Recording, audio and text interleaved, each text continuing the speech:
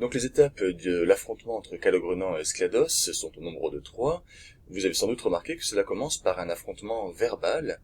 Les deux adversaires se défient oralement. On a un vocabulaire péjoratif qui est employé, méprisant, insultant, avec l'apostrophe vassal. Alors, le terme vassal renvoie au système féodal, à la société médiévale. Le vassal est celui qui jure fidélité au seigneur, qui est obligé de l'aider en cas de guerre, qui doit lui prêter main forte, et en échange, il reçoit une terre, un fief.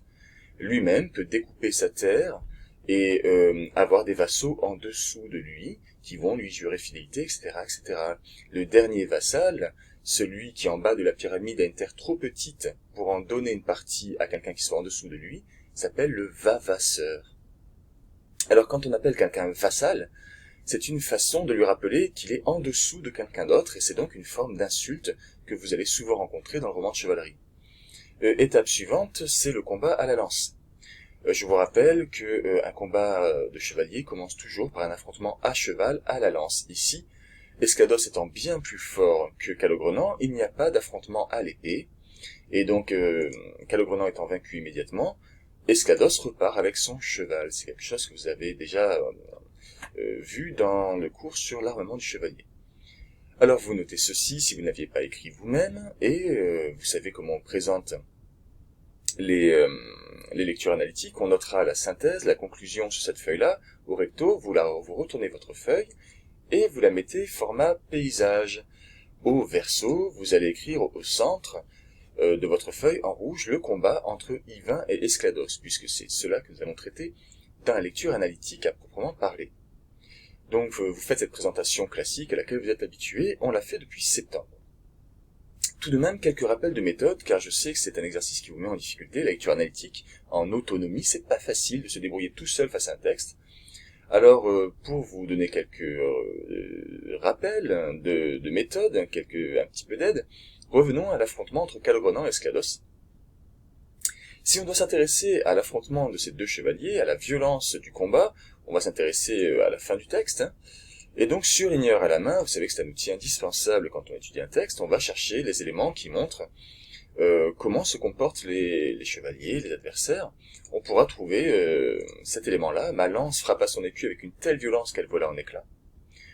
Voilà une expression qui pourrait être commentée, ou alors celle-ci, à la fin, montrant la défaite de Calogrenant, par terre rempli de honte et sans même daigner me jeter un regard.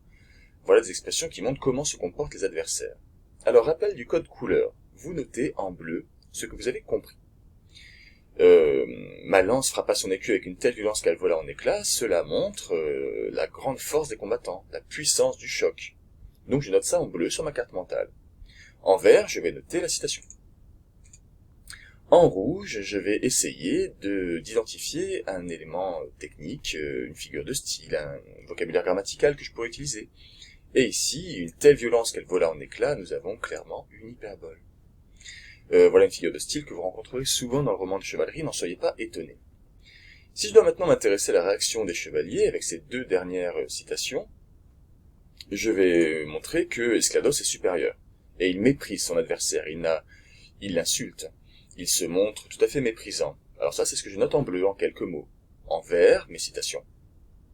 Et en rouge, je vais essayer d'utiliser du vocabulaire technique. Ma foi, honte, sans même daigner me jeter un regard, nous avons du vocabulaire qu'on peut qualifier de péjoratif. Du vocabulaire négatif, je vous rappelle. Alors voilà, ces éléments-là, en bleu, en vert, en rouge, vous les auriez disposés sur votre carte mentale.